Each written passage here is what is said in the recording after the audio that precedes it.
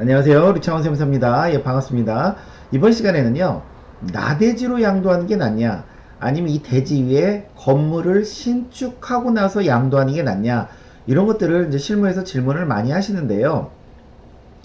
때마침 저희 이제 대구에 계신 어떤 저희 구독자분께서 저희 천안까지 방문을 오셨습니다. 그래서 일단은 내용 설명을 드렸는데 내용이 어렵다 보니까 제가 영상으로도 꼭 제작해 드리겠다고 약속을 했고요. 그 내용입니다.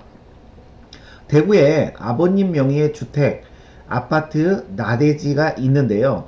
이 나대지를 팔려고 내놔도 잘 안 팔린다 이거죠. 그래서 이 나대지 위에 아들 이름으로 주택을 지을까 생각 중이라고 합니다. 아무래도 이제 나대지보다는 그 건물을 지어서 팔면 좀 잘 팔릴 것으로 기대를 하고 있고요. 설사 안 팔리더라도 요 주택에서 아들이 거주해도 되니 이렇게 지어서 팔 때 고려해야 할 때 점들이 어떤 것들이 있는지에 대해서 일단 궁금해서 찾아오셨고요. 일단은 그 나대지로 파는 경우와 주택을 지어서 파는 경우 두 가지 이제 제가 비교해 볼 건데요. 일단은 간략하게 설명을 드리고 뒤에서 더 자세히 말씀드리도록 하겠습니다. 일단 나대지로 팔 경우는 아무래도 이제 이게 그 건물이 없다 보니까 비사업용 토지에 해당이 되겠죠. 그래서 세율이 10%가 중과가 될 것이고요.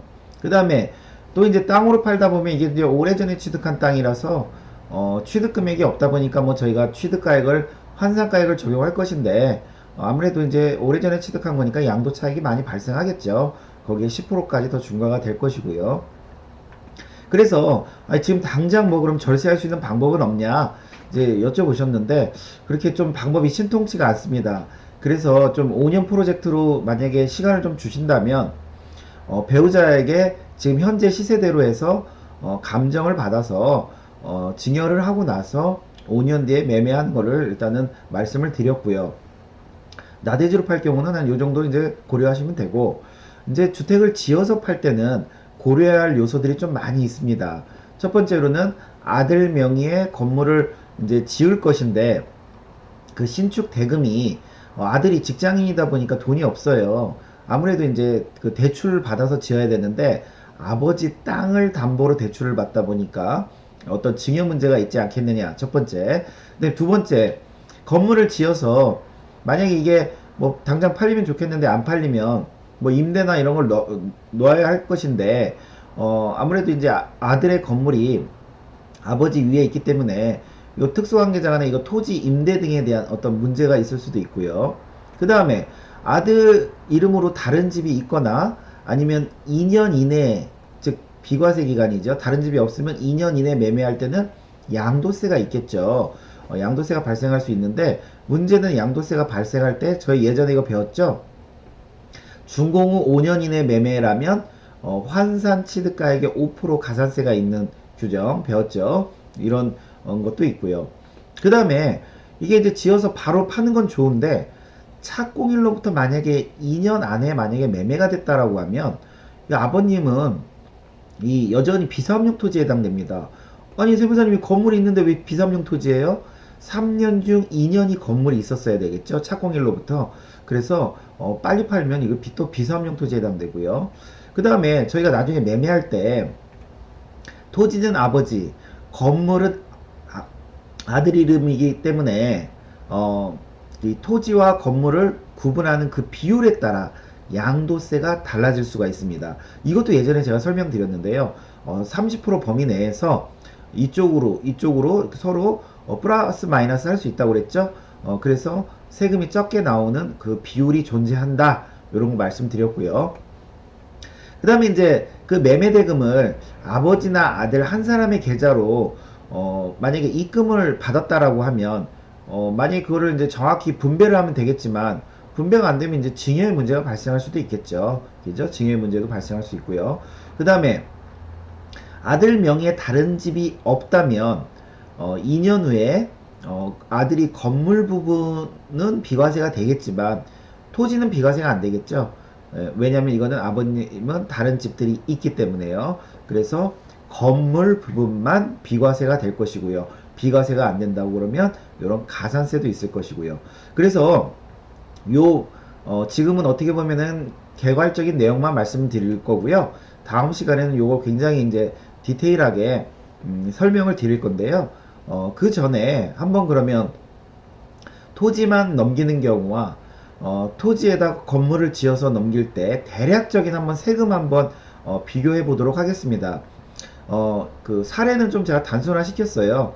토지는 실제 취득 금액은 일단 있다고 보고 4억이라고 하고요. 그 다음에 그러니까 아버님이 예전에 취득한 금액이겠죠. 그 다음에 여기에다가 그 건물 실제 공사비는 6억이 들었는데 뭐 자료가 없고요. 무자료고요. 그 다음에 이거를 토지에다 건물을 지어서 15억에 양도한다고 할 때, 4년 뒤에 양도한다, 5년 이내에 양도한다라고 할 때, 이럴 때 세금 두 가지 경우를 한번 비교해 보면요. 만약에 아버지가 건물을 안 짓고 4억짜리 땅을 7억 5천에 팔았다고 가정을 해보겠습니다. 4년 지났고요. 그러면 차익 3억 5천에 대해서 뭐 장기보유공제 428, 8% 적용하고요. 기본공제 적용하면 과표가 3억 1,950인데요. 저희가 이제 이건 비사업용 토지라고 그랬죠. 원래는 3억에서 5억 사이는 40%인데 10%가 더 할증이 됩니다. 그러면은 50%에 누진공제 2,540만원 하면 세금이 한 1억 4,778만 5천원이 나와요. 근데 이제 그 나대지로 팔면 이 정도 나오고요. 만약에 여기에 건물을 지어서 15억에 팔았다고 가정을 해보겠습니다. 그래서 아버지와 아들은 각각 그냥 7억 5천씩 받는 걸로 그냥 가정을 하겠습니다. 가정을 할게요. 그러면은 기준시가 비율로 이제 쪼갰을 때 이렇다고 치고, 그러면 아버지는 동일하죠. 4억 빼고 이제 이렇게 쭉쭉쭉 내려가면 되고요. 근데 이제 비사업용 토지는 아니라 이거죠. 왜? 건물을 지어서 이제 2년 뒤에 매매했다라고 가정을 하는 거니까요. 그래서 비사업용 토지는 아니고, 그 다음에 아들 입장에서는 이제 그 양도가액은 7억 5천인데 실제 6억이 들긴 했지만 이제 이거는 무자료다 보니까 6억을 갖다 쓸 수는 없고요. 저희가 법에서 정한 환산가액을 쓸 겁니다. 준공 당시 건물 과표, 양도 당시 과표. 뭐 준공한 지 얼마 안 되기 때문에 차익이 없기 때문에 이것도 차익이 별로 발생이 안 합니다. 그래서 차익 그 7억 정도 환산가액이 나오고 그 차익 5천에 대해서 쭉쭉쭉 계산해서 이제 250까지 빼면 4,300인데 15% 구간이죠. 그래서 누진공제 빼면 544만 5천 원인데 제가 여러 번 말씀드렸지만 건물을 지어서 5년 안에 팔면 그 환산가액에 5% 가산세가 있다고 그랬죠. 그래서 3,500만 원 가산세가 있습니다. 고로 아들 세금은 한 그 주민세까지 하면 4,448만 9천 원이 나옵니다. 그래서 아버지와 아들 세금을 더하면 1억 5,700 이렇게 나와요. 이렇게 나오는데 물론 당연히 매매 금액이 더 커졌으니까 세금이 많아지는 거는 맞는데 그래도 매매 금액 대비 이 비율이 굉장히 뭐 많이 늘어난 건 아니죠. 그리고 저희가 나중에도 말씀드리겠지만 이 비율을 또 이렇게 조금씩 조절을 하면 금액이 더 줄어들 수가 있습니다. 이 세금이요. 그럼 결과적으로 저희가 한번 이거 현금 수지 분석을 해보면 토지만 팔았다고 그러면 일단은 당장 7억 5천이라는 돈이 들어오는데 뭐 과거의 취득가 이런 거는 이제 무시하고요. 당장 지출하는 그 나가는 돈은 세금이겠죠. 그래서 1억 4,700 빼면 6억 정도가 이제 그 아버지 손에 쥐어지는 돈이 될 것이고요. 만약에 건물을 지어서 판다고 그러면 15억에 팔긴 팔지만 건물 건축비 한 6억 들었고요. 그 다음에 세금 1억 5,700 내면 아버지와 아들 합쳐서 손에 쥐어지는 금액은 7억 4,287만 원이 됩니다.